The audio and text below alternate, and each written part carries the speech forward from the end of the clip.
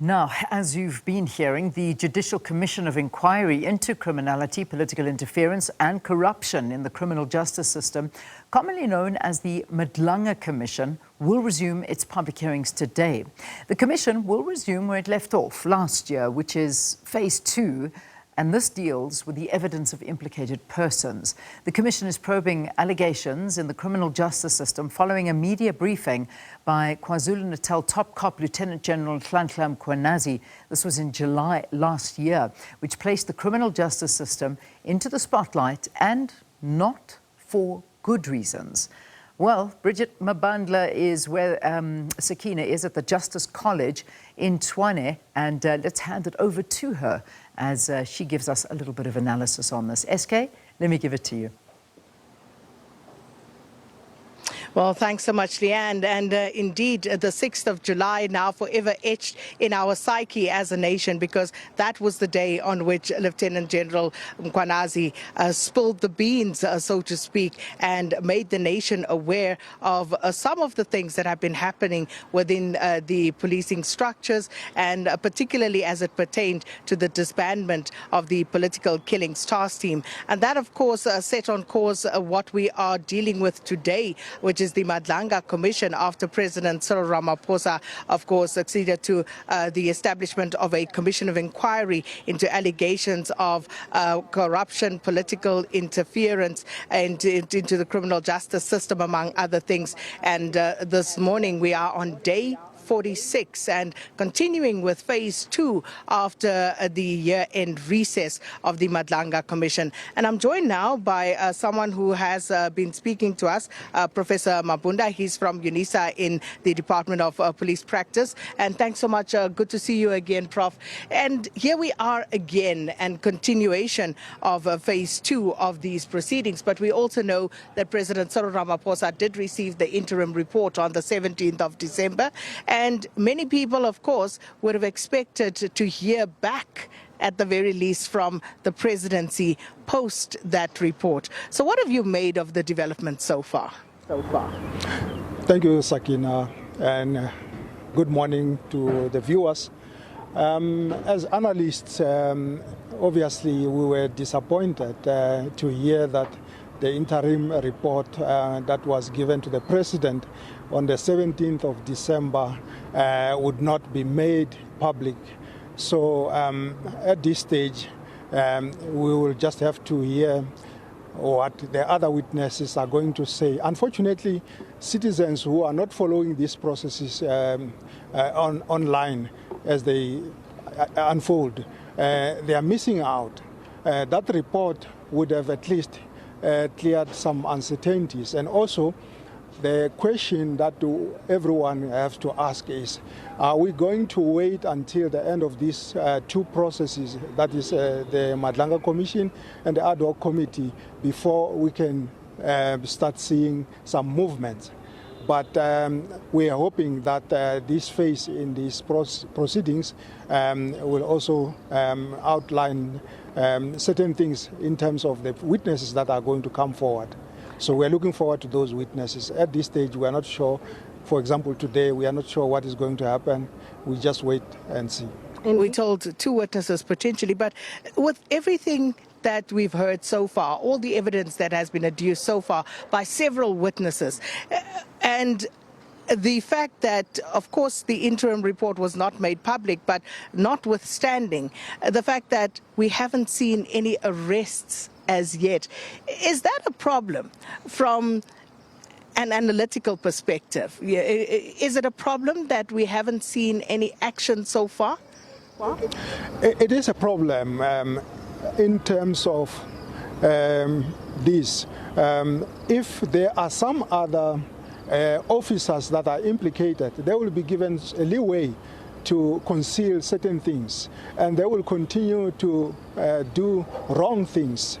I would have liked to see steps being taken against those people who are implicated.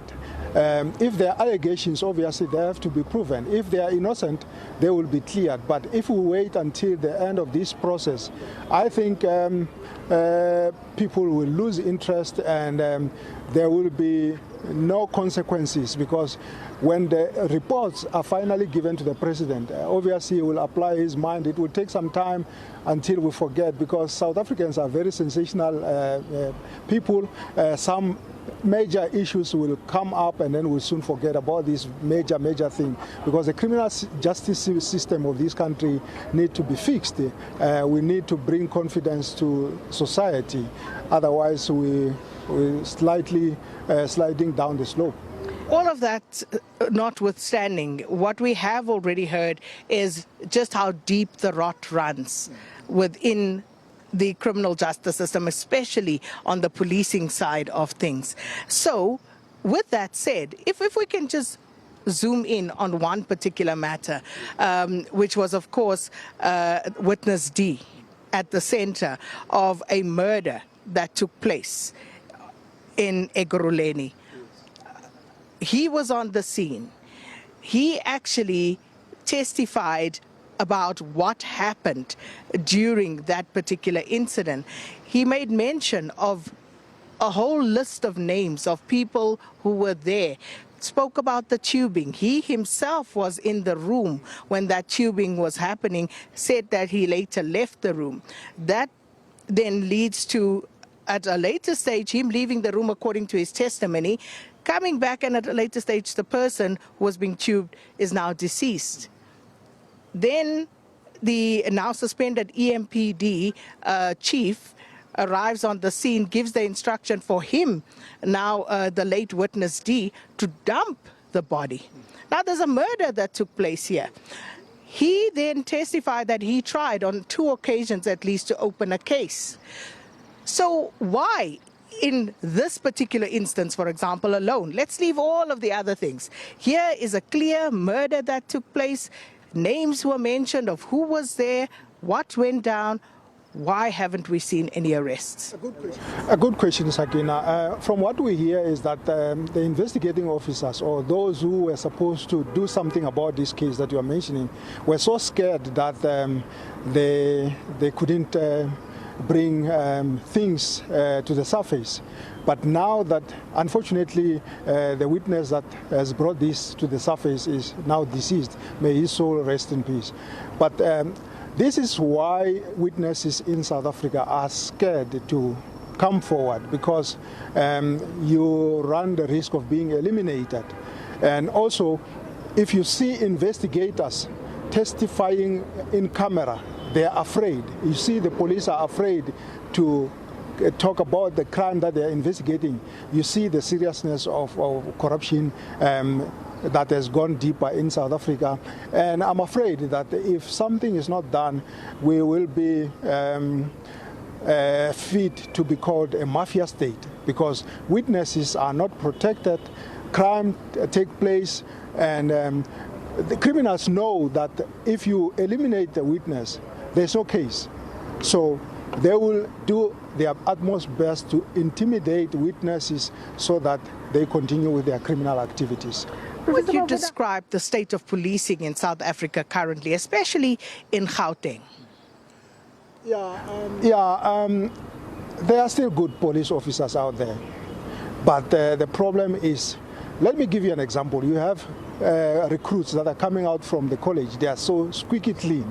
And they come to the police station and they are supposed to go on patrol with a seasoned sergeant who is so frustrated that he's been in that rank for 20 years.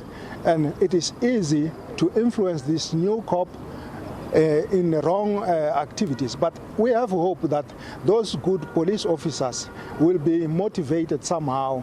I've seen recently some of them have been promoted, so there is still hope for South Africa. There is still hope that the police will be brought back to the level that we would expect them to be. I understand, especially if you look at the Gauteng province, because a lot of the evidence that we heard pertains to Gauteng and what's been happening in this province. Where does your hope stem from, given that what we've heard from various witnesses speaks to corruption that starts right at the top, and where junior officers would find their commanders, their seniors, with criminal elements. And in one instance, even the senior was the one who was offering the brown envelopes, telling their subordinate that there's one for you, there's one for so-and-so and another. So where does your optimism stem from?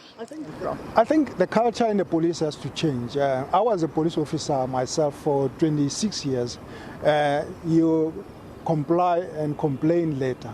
And it's so difficult to disobey orders, sometimes even unlawful orders. So I think there has to be some safeguards in terms of protecting the low-level police officers, because if the instruction is coming from the top to say the constable is stopping someone who's doing wrong activities, and then this person phones the highest ranking officer, and he will be told that no, don't arrest that person, let that person go. So that's a problem. Unless we have a new culture that will make sure that police that are trying to do their best are protected, then we will not have any hope, because the instruction will still come from the top to say you can arrest this one, you must not arrest this one. The way forward. The way forward is, I have a hope in this commission. It will make recommendations, but where I have serious challenges, will these recommendations, good as they may be implemented like we have seen with other commissions similar to this one. So I have hope that if these recommendations are implemented, they will help in terms of reforming the police organization. We're joined by Jeremy Michaels. We've quickly hijacked him, Commission spokesperson, as he's walked in to the resumption. Good morning and happy 2026, and just back here for day 46. And what can we expect today, Mr. Michaels? Good morning, Sakina. I think, one, it's important, obviously, for your viewers to recall that we are now in phase 2 and squarely focused on phase 2 of the Commission's hearings, but we are still running parallel to phase 2, some overlap from phase 1. As we ended off last year on December 5, we had Minister Mkhwanazi on the stand. That was part of phase 2, where he was coming to give his side of the story and respond to very specific allegations. He will be coming back to the Commission, but to your question today, we will be continuing with that theme of political interference.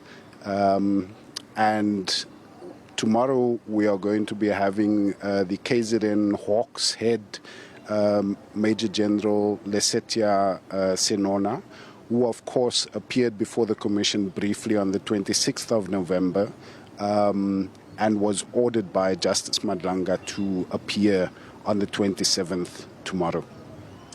Jeremy, also just with regard to the timelines, and Kenny and I were just looking at this earlier on, given that by the 17th of March, that would mark the 6-month period.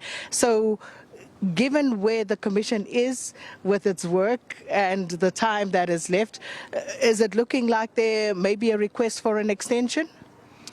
Well, realistically, Sakina, as you say, it will be exactly 6 months since the start of the Commission's public hearings on the 17th of September.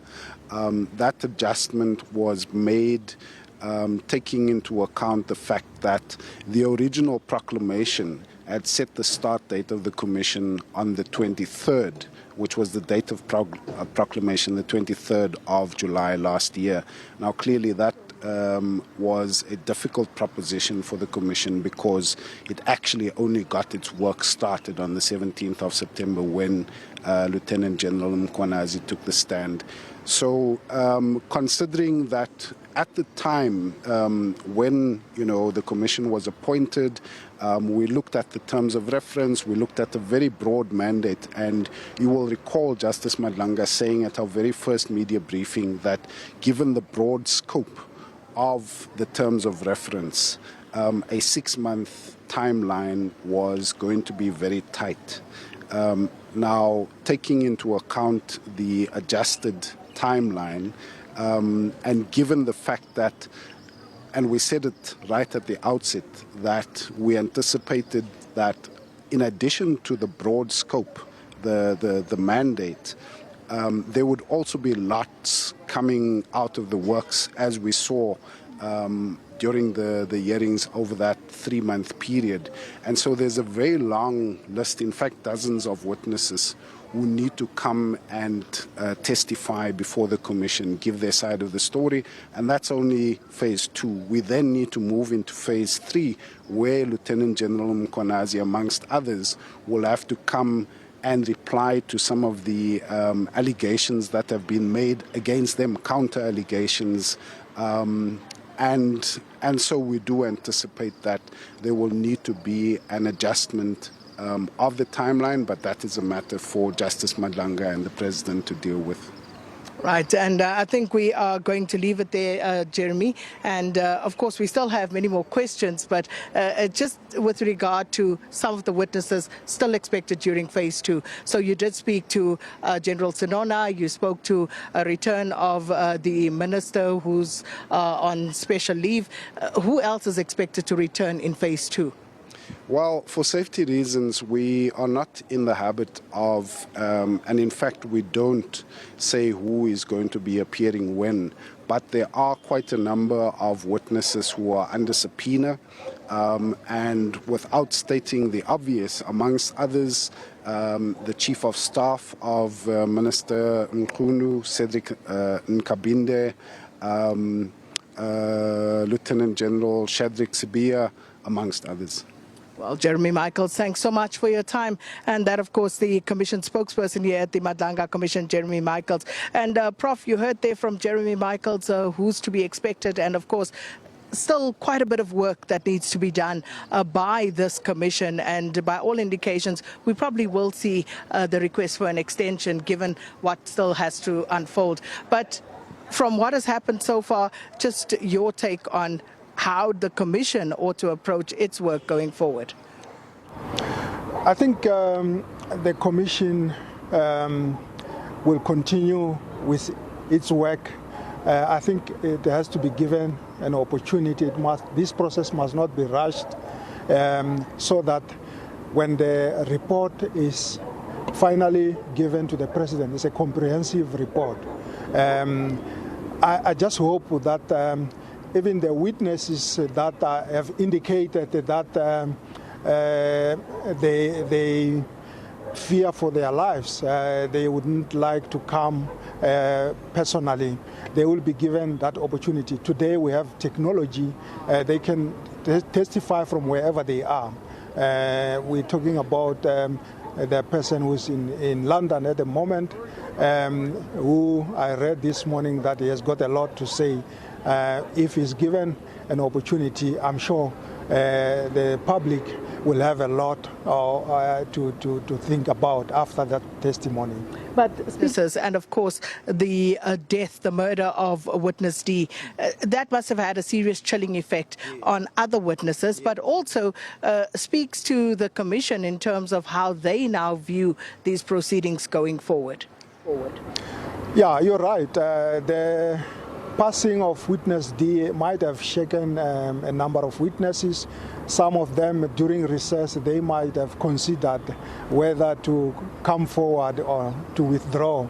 So that at this stage is a gray area.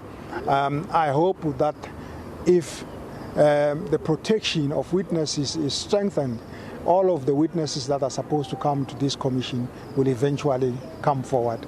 But their protection must be taken seriously, not by the commission, but the authorities that deal with protection.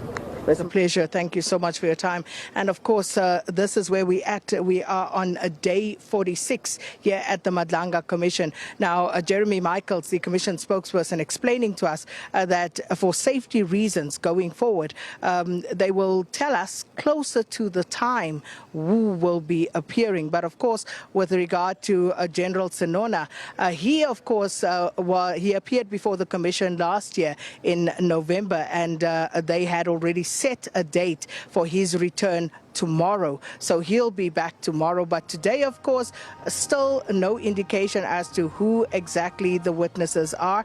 But of course, Kenny is also here. So as soon as we hear anything, we will tell you who the witnesses are who are to be on the stand today. But of course, going forward, as you heard there, several people already under subpoena that the Commission has subpoenaed to come and appear before them. And it's going to be interesting to find out who those are. Some are obvious, as the Commission spokesperson had indicated, like Mr. Cedric Nkabinde, but of course others not quite as obvious. And I must say we look forward to hearing and seeing who all of those people are. But then of course what's going to happen in phase 3, it will see the return of someone like Lieutenant General Nhlanhla Mkhwanazi, because then we need to get back into a sort of cross-examination, given everything that has been said in evidence by some of the witnesses who have already come forward. So day 1 in the new year as Kenny steps up, day 46 altogether, and Kenny promises to be very interesting. Have you heard anything about who's up today? Well, we know it's 2 witnesses that are going to come today. We suspect that it may be 2 witnesses that are going to be called back for clarity-seeking questions. However, that is yet to be confirmed. But we do know that we are in a period where phase 2 is going to intensify. I do remember that there were witnesses that had to come back with certain information, particularly Clanky, if you remember him. Yes. So there is a possibility that the 2 witnesses are going to be a short form of evidence, clarity-seeking, and then of course we can expect the big one to be Lieutenant General Sinona, the KZN Hawks head, who will then answer to those particular allegations relating to the Hawks. We'll pick up on that, but here's Leanne, because it is the top of the hour, 8 o'clock. Leanne?